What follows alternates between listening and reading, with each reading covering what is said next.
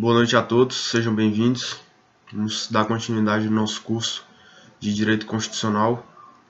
Na última aula nós estávamos falando do constitucionalismo nos Estados Unidos, abordamos o caso Marbury versus Madison, que foi um caso paradigmático de afirmação do Poder Judiciário como intérprete final da Constituição e também como um paradigma de controle de controle da legislação, tendo como parâmetro a Constituição, quer dizer, um paradigma de supremacia da Constituição sobre as demais leis e de controle de constitucionalidade. Na aula de hoje nós vamos começar falando do neoconstitucionalismo, né? O neoconstitucionalismo é uma ideia, né, um movimento de ideias que surgiu a partir da consciência do valor supremo da Constituição, né? Eu anotei aqui que é fruto de reflexões históricas na busca de meios de controle de poder e aprimoramento dos suportes normativos de convivência social e política, absorção de valores morais e políticos e de um sistema de direitos fundamentais autoaplicável. Esse conjunto de fatores é denominado neoconstitucionalismo. Superioridade e supremacia da Constituição, garantida por meios jurisdicionais. Bom, seria justamente isso, a ideia de supremacia da Constituição, Constituição essa tendo como conteúdo material os valores morais e políticos daquela sociedade, bem como um sistema de direitos fundamentais, quer dizer, de garantias aos cidadãos, né? Conteria, em última instância, as normas essenciais ao ordenamento do Estado e, sobretudo, as garantias do cidadão em face do Estado, e depois, no segundo momento,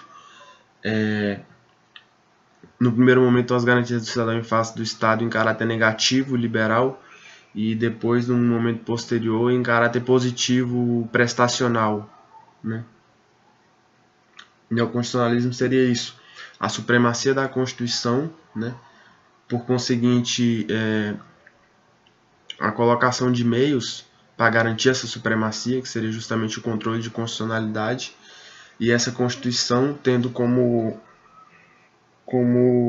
conteúdo material justamente essa organização pautada por valores morais e políticos da sociedade e um sistema de direitos fundamentais, né? Que postulados ético-morais ganham vinculatividade, né? Por exemplo, a dignidade da pessoa humana, e passam a ter seu conteúdo definido pelos magistrados.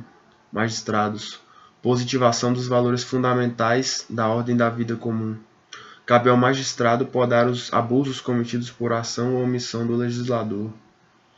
Quer dizer, o neoconstitucionalismo, então, atribui, né, uma fatia expressiva de poder aos magistrados, né, ao poder judiciário.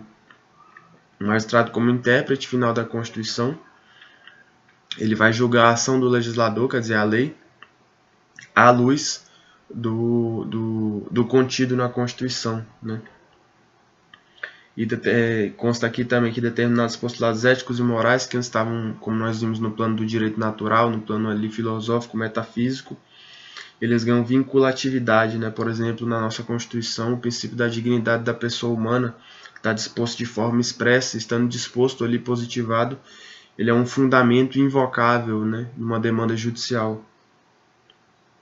E o conteúdo, apesar de aberto, né, ele ganha densidade a partir do exercício interpretativo dos magistrados, né? O magistrado passa a poder afirmar o conteúdo, por exemplo, do princípio da dignidade da pessoa humana e proferir uma decisão judicial a partir desse conteúdo extraído por ele desse mandamento positivado.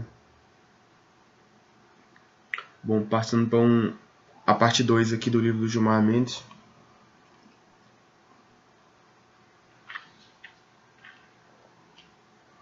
Denominado conceito de Constituição, né? Preliminarmente, como uma nota preliminar, né, a gente poderia dar uma definição nos seguintes termos. que seria um sistema assegurador de liberdades, né, de direitos fundamentais, e organização equilibrada dos poderes, né, quer dizer, uma Constituição democrática, né,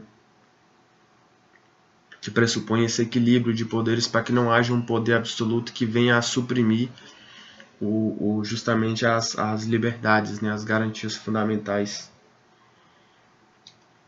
E aqui as diversas acepções, né, no sentido substancial, material, né, aí é da perspectiva do conteúdo das normas examinadas, né, que limitação da esfera de ação dos órgãos estatais em nome do resguardo à esfera de autodeterminação, posição fundamental do indivíduo ante o poder público.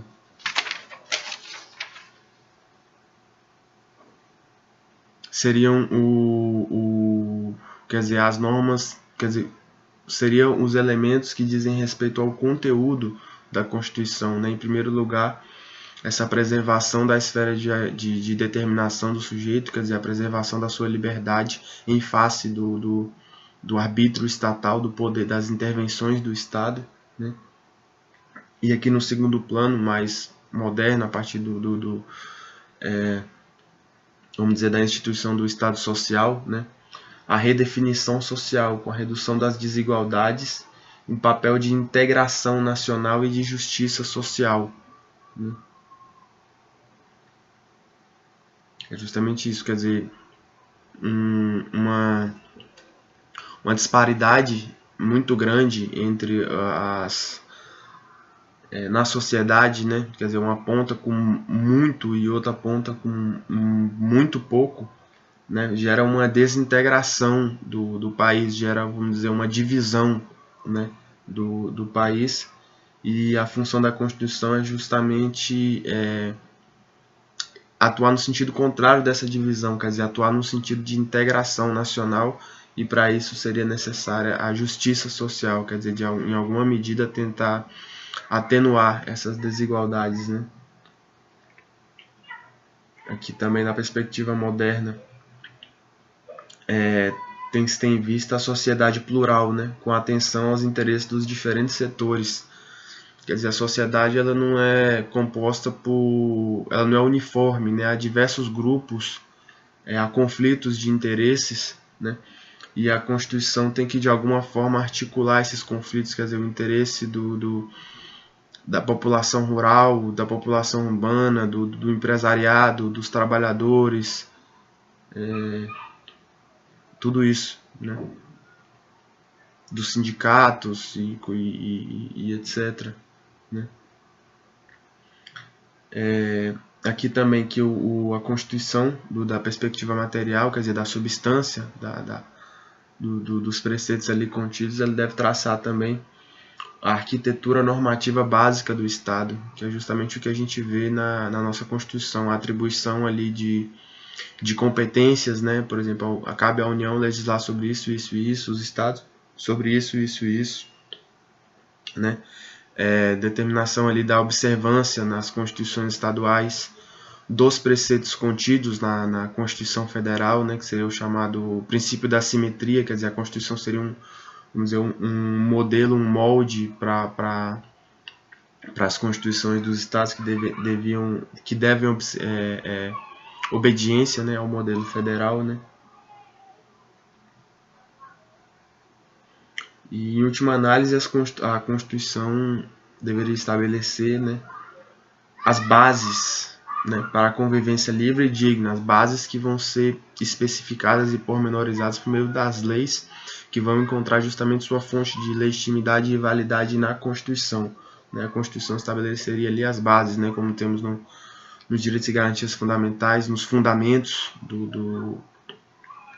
da República, né, os fundamentos do Estado brasileiro. Tudo isso aí são elementos que vinculam e que orientam a ação do legislador no sentido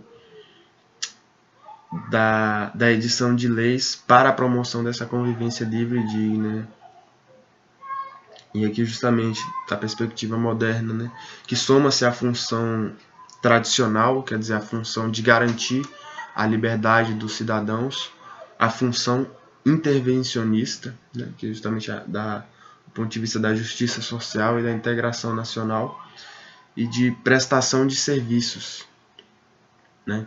Sobretudo em áreas estratégicas, né?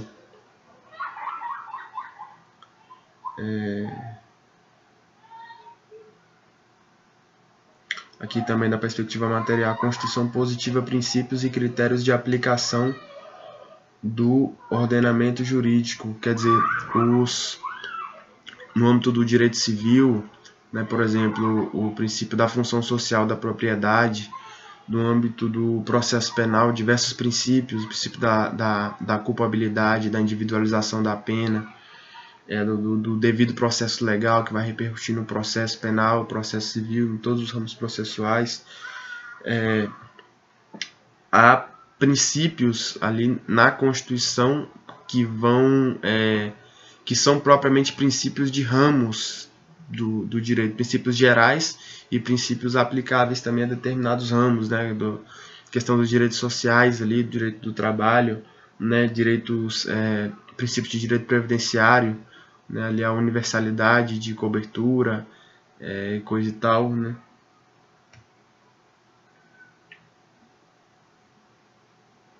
A Constituição também, da perspectiva material, ela estabelece a relação de particulares e grupos sociais entre si, não apenas entre indivíduo e Estado, né? Seria a perspectiva da aplicação horizontal, né, dos direitos fundamentais, e também esses princípios, né, propriamente do direito civil, né, direito do consumidor, né, que estabelece que a lei estabelecerá a defesa do consumidor, né, a questão dos direitos trabalhistas também, que em tese vai estar entre particulares ali, entre patrão e empregado, né. E tem a Constituição do Brasil, que é a chamada Constituição Analítica, que é extremamente extensa e pormenorizada.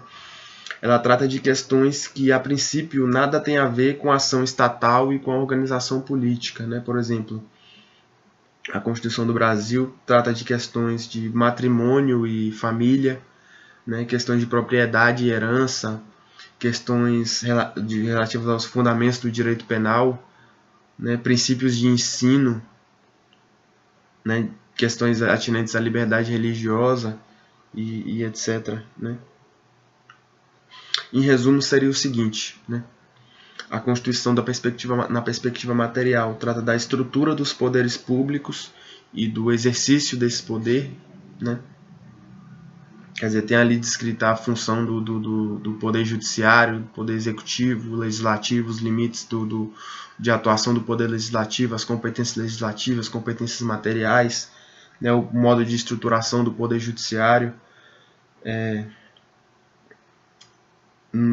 Também as liberdades oponíveis ao Estado, quer dizer, os direitos fundamentais, né, inviolabilidade de domicílio, direito à intimidade, a liberdade de reunião, de associação, né, a missão social do Estado, né, quer dizer, os direitos sociais, os objetivos ali do Estado brasileiro, que é a redução das desigualdades, da pobreza, essa função de integração nacional, né,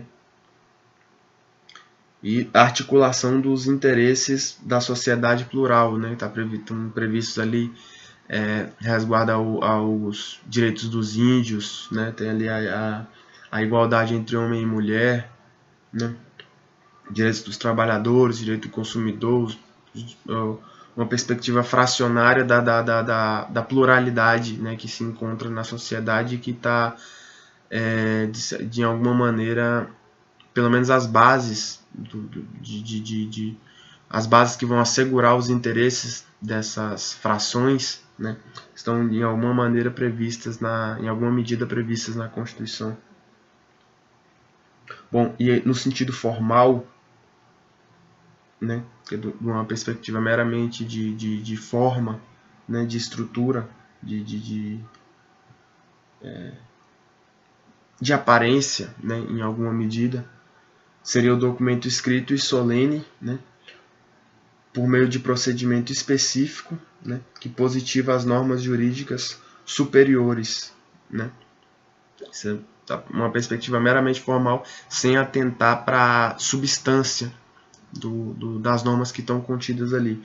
É um documento escrito e solene, quer dizer, tem um procedimento, tem no caso uma Constituição promulgada, tem uma Assembleia Constituinte ali com os representantes do povo, os legitimados, né, que vão por meio de um procedimento específico positivar as normas jurídicas superiores do ordenamento jurídico, quer dizer, definir quais são as normas jurídicas chanceladas pelo Estado e que vão estar acima de todas as outras que porventura possam ser editadas posteriormente, né? Quer dizer, a legislação infraconstitucional, os regramentos administrativos e etc.